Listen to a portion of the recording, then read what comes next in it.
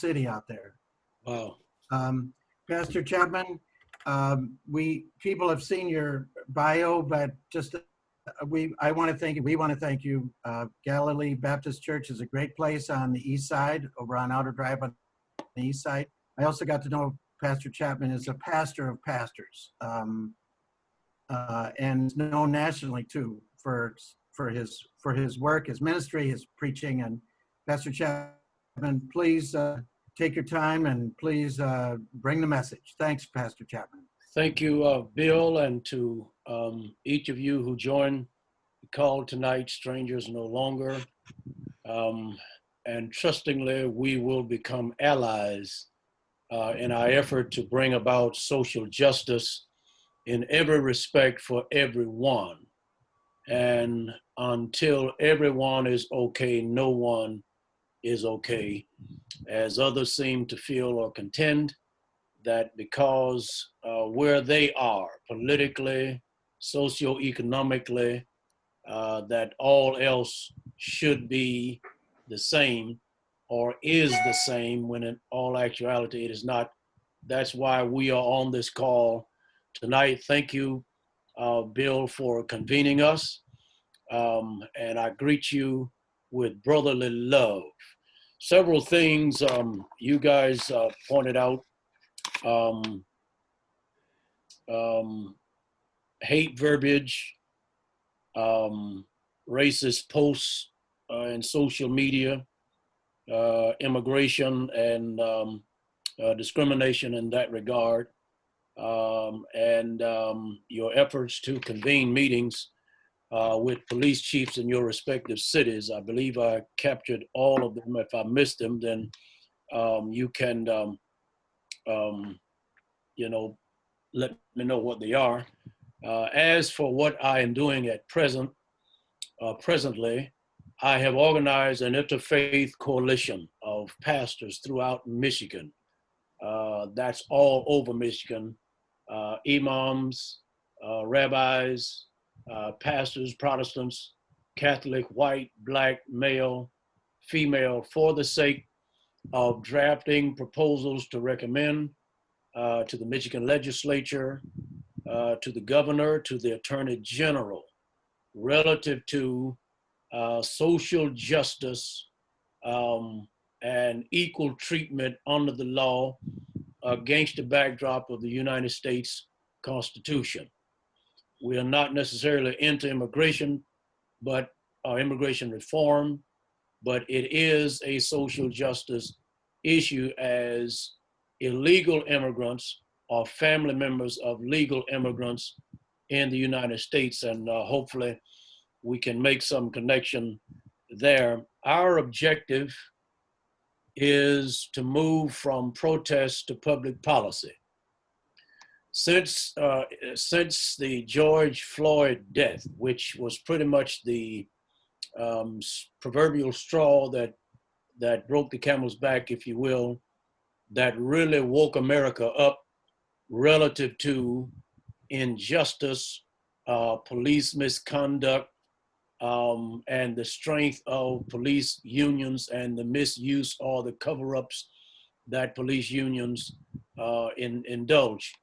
I don't mean to suggest, infer, or imply or insinuate that police are bad, but technology has caught up with rogue cops and their treatment of people, and from my vantage point, particularly people of color.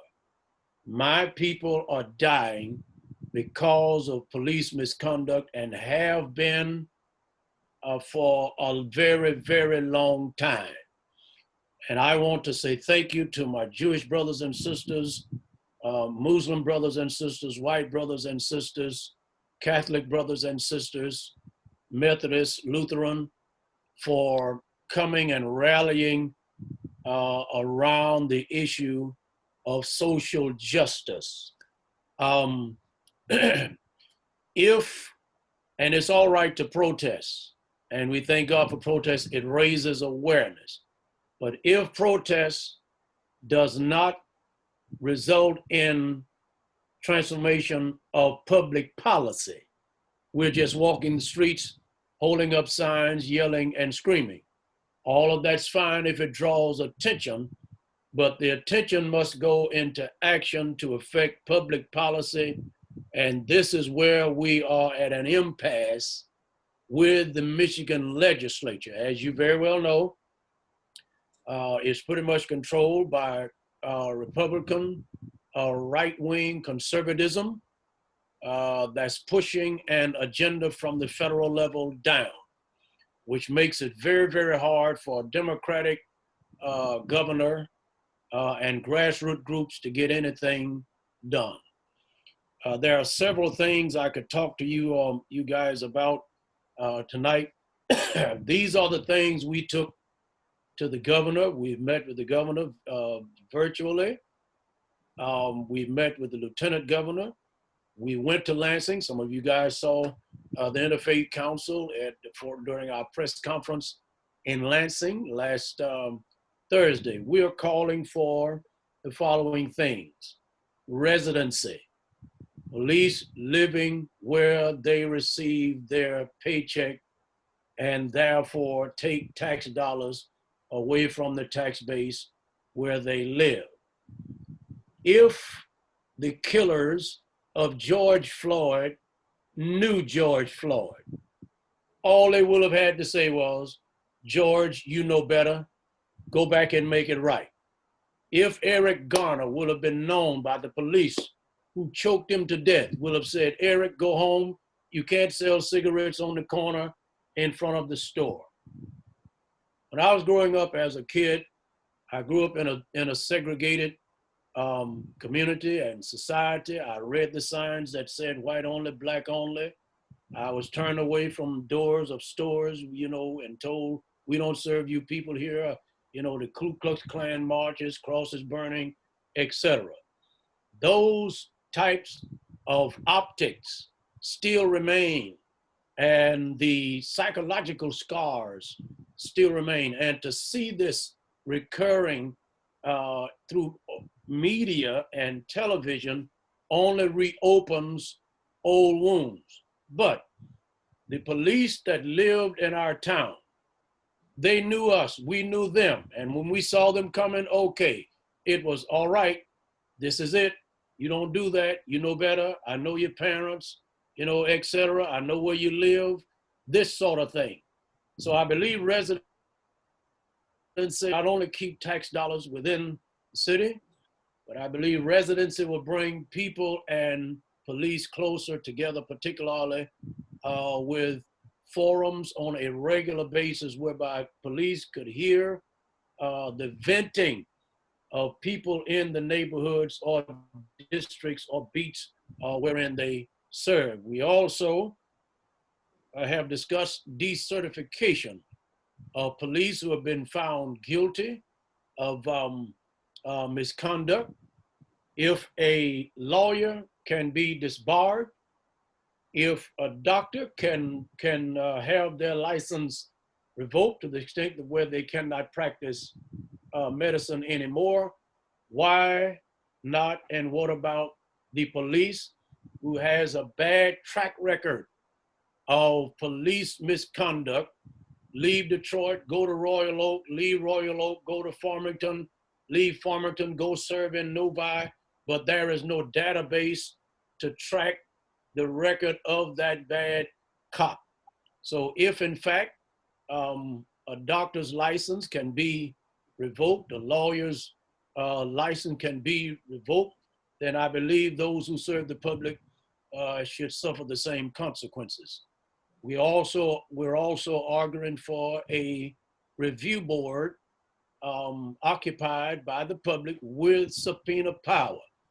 Just to observe what police are doing is one thing, but a review board that can hold a police accountable with adequate data and information as of what that police has done incorrectly or to misrepresent their badge, their bars, and their oath of office, they can be held accountable. In other words, we need now someone to police the police. Body cams are often inactive, no audio, distorted video. We're arguing for arrests predicated upon active body cams, no firing into moving cars or a fleeing suspect. Now, the federal government last week, or shall I say, the House passed the George Floyd bill, which is designed to hold police accountable. The governor, as of Monday, I believe, rolled out her police reform that she would support. But in her reform statements, there is no consequences stipulated for police misconduct. So we're in converse with her about that as of last night. And we're going to continue that as we go into next week to see if she is willing to receive our requested or recommended addendums to her police reform rollout. We are also, and you guys, if I'm carrying you too fast, just ask me to slow down. It's quite a bit. And I'm just giving you a few of the things we're asking for. There has been much outcry for defunding the police. We do not believe in defunding the police, but we do believe that the funds can be redirected for more community involvement, i.e. review board, the police. Now, much of the cases that are fought, the charges to those who would attempt to prosecute the police, the funds come from the taxpayers. Our argument is it should come from the police fund, particularly when they lose the case. This also brings up indemnification. If, in fact, I have been assaulted by a police, I go to court, there should be some kind of indemnification to help me recover my financial losses. That does not exist now. We're also requesting that the police who have been found guilty of misconduct will lose their benefits, etc., and that a special prosecutor will be assigned to the case that argues the case in behalf of the citizen who has been assaulted. I could go on and on and on with this, but that's a summation of our argument and our proposals with the governor and with the Michigan legislature. As for the concerns that you brought up tonight, I believe that since we now have a legitimate interfaith coalition, wherever your county is or your city is, if you could pass that information on to Bill, written form or type form, email, he could get that to me. We will locate the pastor or pastors in that area to put you in touch with those pastors or with that pastor so that we can support that pastor collectively as they help facilitate your meeting with the chief of police or with the sheriff, etc. Otherwise, relative to or with regards to immigration, that's another issue that I think we can discuss aside from police reform. So I think, Bill, once we shall have discussed police reform, we could segue into what we could possibly do relative to immigration. I hope I didn't give you guys too much at one time. But it's just this is so grossly affecting our community. And I know we're asking for a whole lot. And the Attorney General is going to help push this agenda. Some of what's going to be done will be done by executive order through the governor. And some of it is going to happen via referendum. And we can discuss that if you guys like. I'll entertain your questions.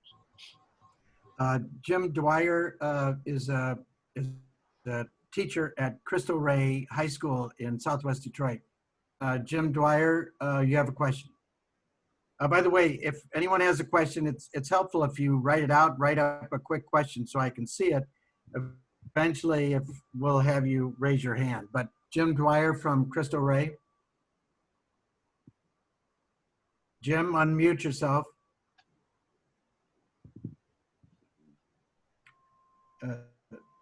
Reverend Chapman, I'll read Jim's question. Okay. What are the best ways to divert funds currently going to police departments? How can we provide other pathways for young men and women to, quote, protect and serve our community without being a police officer? Well, with regards to the funding, that's going to be a fight with the unions. We already know that. That's a very, very, very, the governor can impose upon that. The attorney general cannot impose upon that. It's going to take a very strong argument from the grassroots level to have funding redirected to community groups, taxpayer dollars to community groups more so than to police. So as to how individuals can serve a community without becoming a police, and of course police are not so embraced at this time, and I'm not so certain that private security companies is the absolute solution. I think it will take a meeting of the minds that we have tonight and with some key people to make recommendations as of how we can secure our communities. Now, if individuals can be deputized and with indemnification or insured, say for instance at our church, we have some 14, 15 people who are legally licensed to carry. We have partnered with the Detroit Police Department for their secondary job phase, which means police are allowed to police the church while in assembly. We also carry insurance by our insurer to cover the police in the event that anyone, God forbid, would be hurt or harmed. And I think that's just one approach that I think people would be amenable to, and that is deputizing individuals, covering such individuals with insurance, and making sure that we have a city ordinance to back that up. Kathleen Rogers, unmute yourself and go ahead and ask your question. Pastor Chapman, I just wanted to get some clarification. You mentioned that if we are planning to go to speak to our local police chief, that you would appreciate it if we would let Bill know. And then the idea would be you could identify people that are a part of your council that perhaps could accompany us on that visit. Is that, I just want to make sure I understood that. Yes. Okay. Yes. That's wonderful. I think if imams, rabbis, priests, cardinals, pastors could get behind this, any social justice issue, and put the pressure. You vote, people vote, church members vote, parishioners vote. So whoever's a member of a mosque or a temple or a parish carries a lot of influence with a pastor or pastors leading the drive. And this is not to say that you guys can't lead it, but with that kind of presence with your committee will get a better response from the authorities that you're trying to have converse with. And quite frankly, they're not dodging you by accident. It's all intentional. We know that, because they know that you come with policies or recommendations for public policy that will prevent them from exploiting the community, their tax dollars, et cetera, and getting away without any accountability. They know you bring that to the argument. And if we continue to put pressure on while the nation is alarmed, while people are protesting, I think we can get greater results now. Thank you. Thank you. Okay, if anybody has a question, raise your hand, or hopefully I'll be able to see it. Anybody got a question right now for Pastor Chapman before I ask mine? All right. Okay, so far as that, go ahead, Ro Schultz. I saw something on the Today Show. Oh, am I muted or can you hear me? You're fine. You're good. Okay. I saw something on the Today Show about a city in Colorado is trying to get mental health professionals involved in helping the community, sending them out rather than a police officer to handle the situation. And in fact, I had a family member who had a mental health issue and was initially assaulted the first time the police were called. But then once they knew about his situation, when they were called the second time, it was treated differently. But it just seems such a great way to divert funds to have mental health professionals just coming wearing jeans and being approachable to the people. Thank you. It de-escalates before converse even gets started, before there's a dialogical exchange between police and citizen that could quickly become a heated argument and altercation, a physical altercation. Now, that's one of the executive orders that the governor is initiating and will sign, so that police, we recommended that police receive psychiatric evaluation every 6 months, probably should be 3, because they deal with so much on a day-to-day basis. But having the proper training, psychiatric evaluation, and the presence of a mentally ill or an expert in the area of mental illness would help police better police the community. Now, it's tough when police, we understand, have to make split decisions.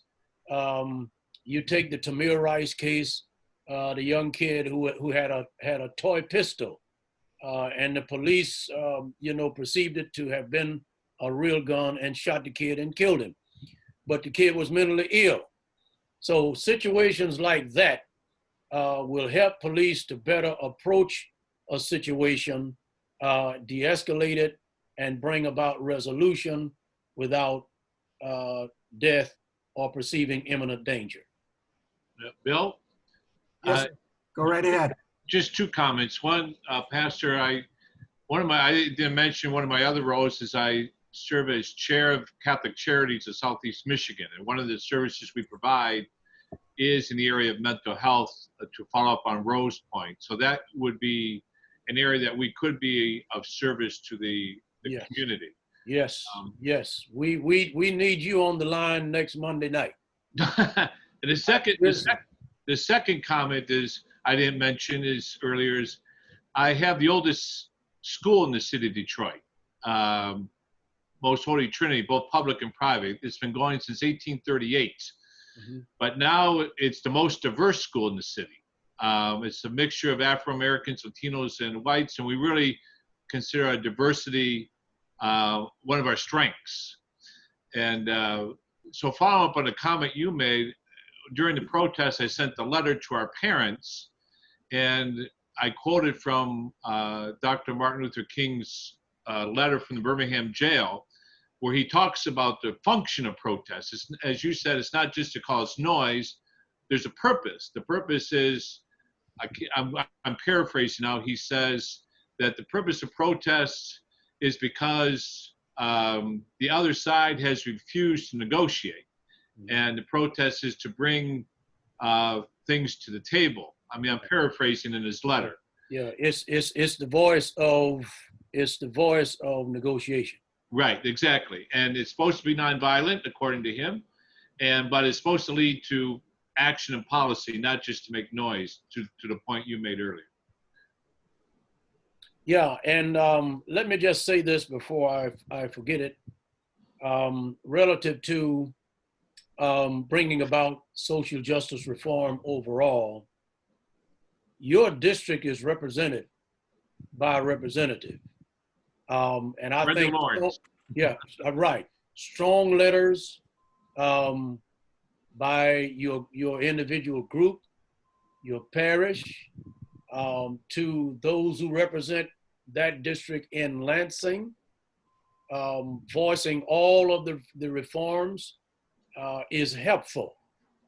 And we must keep the pressure on. That goes for phone calls, correspondence, email, hard copy, whatever the means of communication is, because they love to come to our churches, you know, during on the election circuit, during election year. And once they occupy the office, the people who received them gladly, applauded their political platform, only to be forgotten about having taken their seats of policy-making position in Lansing, in state houses, etc. And those who voted are still left to deal with the ills of society. So I think with your expertise, next Monday will be quite helpful in our discussion in response to the governor's rollout. And as for others who would like to affect this, these initiatives, start writing and keep writing. Yeah, I don't know about Monday. I'll get info from Bill. Yeah, well, if I could get your email information, the faith-based liaison, Dion Williams, he's the faith-based liaison between the governor and the faith community. We'll email the call information for you, and we'll look forward to talking with you Monday night. All right, very good, Pastor. Yes. Sister Karen Donahue, are you? Yeah, I'm still here. Pastor Chapman, I think you have already answered my questions. I was going to ask what kind of actions can we take within our parishes to promote these bills that you're talking about. I'll tell you what I could do. You mentioned, go ahead. Go ahead, I'm sorry. Yeah, you mentioned, contacting our representatives and state senators. I'm wondering if something like a statement from the Archdiocese in support of these bills, would that be something that would carry weight? I'll tell you what will happen after Monday night. Once the interfaith clergy have come to terms with what we will propose to the governor as addendums to her rollout, I could forward that to Bill. Bill could forward that to you, and you can draft your letters and correspondence based upon what we support collectively. And I think that will strengthen your argument, our argument, those who own this call tonight, and the pastors across the United States, across the state of Michigan. Thank you. Kay Sofaro, and then Rich Faba. Kay, unmute yourself, Kay.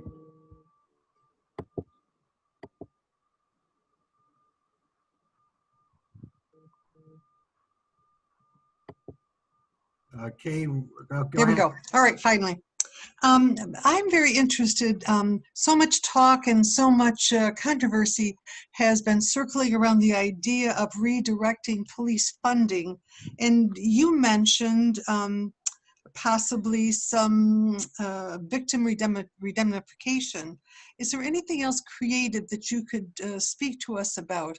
I'm particularly interested in things that we could do with youth. Positive things that we can do. Has anything like that been proposed? It has been proposed by Black Lives Matter, that organization that we involve youth, training, black and white, interracial, interfaith, on an academic level, so as to bring about a better understanding between races, religions, and other dynamics in which people have to live. So yes, I believe monies can be, this is just my personal opinion, can be allocated for training for mental health or dealing with people with mental health issues, Okay. with youth and adolescents and interaction with police. I have to, or I had to, now my sons are grown, for a long time say to my sons, this is what you do when you're stopped by police. Right, right. This is what you don't say. This is how you do not respond, etc. Now that had to be said every day, while on their way to school. And, so I think if there is, and I don't know where Betsy DeVos is with all of the COVID issues and going back into school, I don't know where she is. But I think the director of education should get on top of this and begin drafting curriculum for children in first grade level forward for interracial interaction, interfaith interaction, and so forth. And I believe funds can be redirected for that very purpose.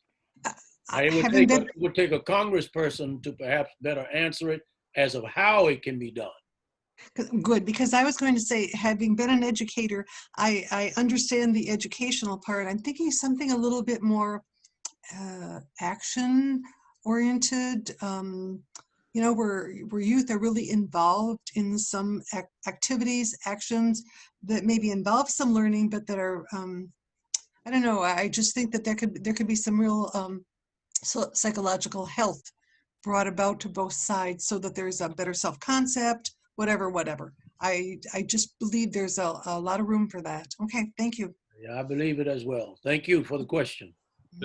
Rich, go ahead, Father Kasanke. Well, I'm encouraging our diocese to look at that for Catholic schools. That won't take a congressman to do that. We can do that on our own. Also, Pastor Chapman, I before the pandemic, Mayor Duggan suggested for churches to use their gyms during the summer to help with community programs. But obviously, because of COVID, I think that kind of fell apart now, or maybe the funds are not available now. But that is something that should still be considered. Our school just finished a $3 million new gym auditorium, and we hope to use it for community use. Yeah. It's air conditioned, and it's going to be great. It's going to be finished about another month. I told the mayor it won't be ready until next summer, but that's still something the city should pursue. Right. He offered like $20,000 per participating church to cover their summer program for recreation for churches, those that had adequate facilities. I'm sure that he's still privy to do that. The only challenge now is that COVID has pretty much forced churches to close their facilities, and people gathering together in enclosed areas. So I can say with confidence that he's yet amenable to carrying that program forward. Yes, sir. You have your hand raised. Go ahead. Yes, my name's John Wool. I'm a member of Love Rising Lutheran Church in Detroit. I'm a longtime Detroiter. I've been an activist in the city for many years. I'm part of the LGBTQ community for over 50 years. And as I hope many of you know, that Black Lives Matter were started by 3 women who were also gay, and they were all Black, right, and one of them was transsexual. Right. And I know that I'm part of the ELCA, which they call the whitest church in America. And even though I am part of a urban congregation and have been for the last 6 or 7 years, it's a great thing to talk about all of these things, but if we're not really talking about them every single day, if we're not in our pulpits talking about gay rights, about having women in the pulpit, about having gays in the pulpit, about accepting everyone, that without zero discrimination, we will always have discrimination in our country. And this is something for all of our communities to look at. Most of the people in my suburban churches want to come to church and then they want to go to brunch. They don't want to hear about all of this stuff. But we have to be the ones to talk about it. And we need to talk about it and talk about it and talk about it. But we don't, because we're concerned about the people in the pews walking. We are nervous about the long time parishioners walking because they don't want to hear it anymore. They've become fed up with it.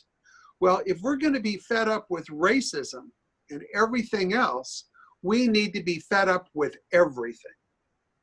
Now, I love the idea of the conversations about advocacy in the neighborhoods, doing more with not only children, but adults. But until we change housing and education, we change the structure of virtually everything in our country, we are not going to be terribly successful. Unfortunately, many of us won't see this in our lifetime. But I'm wondering from Pastor Chapman, how do we approach, because we've got to have a grassroots lift.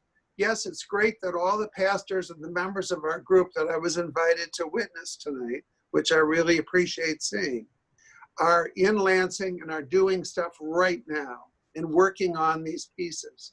But how do we develop that grassroots piece that's going to really raise our ideas up and make real change? Thank you, Reverend. Thank you. Go ahead, Reverend Chapman. I think we're doing it right now.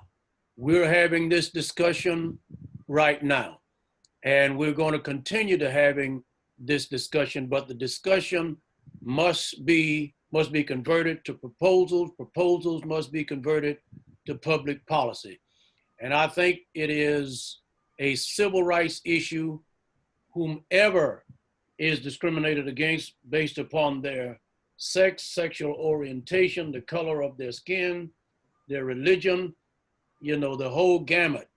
So the argument for civil rights and social justice goes across the board. It just happens that our argument now is concentrated on police misconduct. This is not to say, suggest, or infer that we cannot fight along with the gay community or the Black Lives community or the Me Too community or movement. You know, all of it concerns civil rights. And I believe concurrent with moving from discussion to proposal, from proposal to public policy, it will have to happen, and sometimes will only happen at the polls. During the midterm election, that's where the rubber hits the road, because it really doesn't matter who a president is in the White House. There has to be federal guidelines laid forth, supported by a Senate and a House of Representatives that will support the causes for the benefit of people who are oppressed and people who are discriminated against. So all of these components and dynamics, I believe, go hand in hand, from protest, discussion, protest, proposal, policy, and policy to the polls.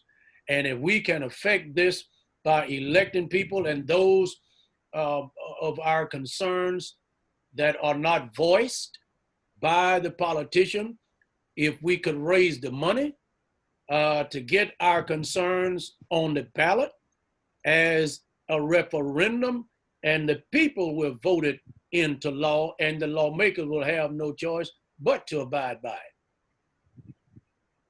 Thank you, Reverend. Two more questions, and then I think we asked, I'm not sure, I can't remember how long we asked for your time, but we got two more questions for you. Rich Faba. Rich? Yeah, Reverend, first off, I want to thank you for a wonderful summary of what you're working on. I guess we would love to have you send us, when you can, some kind of a written document that shows those issues and the and things you've made, because we really would like to help you put those into action. So when you get something ready for us, we'd love to have that so we can publish that to our membership and certainly aid you in this fight. Thank you for all your time. Thank you. And let me go back to the last pastor who questioned about the gay rights. Now, part of our proposal from the coalition, this did not come from the governor's rollout as of Monday, but part of our proposal is that any statement, any gesture, any comment, any graphic that's targeted towards any person, Black or person based upon their religion or their sex or their sexual orientation or race, be classified as a hate crime. that's in our proposal. We sent that to the governor last week. And it was in a part of our press conference, our statement during our press conference. So just to let you know that we're already on top of that. So Reverend, you'll send, when you'll let us know, you'll give us a list of, or a summary of your, Yes. your proposals. Another Yes. question, and then I think I told you, if you look, or at least we who know each other, there's people here from Southern Wayne County, from Monroe County, from St. Clair County, Detroit, of course, Wayne County, Oakland. What if many of the people, most of the people on the call tonight are very strong and loyal leaders in their church? What is the message? What is the message they should carry to their pastor? What would you want more pastors and more congregations to do? You've already said about the letters. If there's a pastor that wants to be of particular help, should the pastor contact you, or how should we work that? I'm gonna have Dion Williams to forward you the Zoom call information. We want to keep this interfaith clergy. As we, continue to advocate for social justice, I think it would be helpful if one of the Strangers No Longer organization represents Strangers No Longer, Monsignor Kasenki, and I would love to have him on the line next Monday night, or on the call next Monday night, to talk about the mental health piece. But I think one person from a pastor from Strangers No Longer to become a part of the coalition, to at least represent Strangers No Longer, would help strengthen our cause.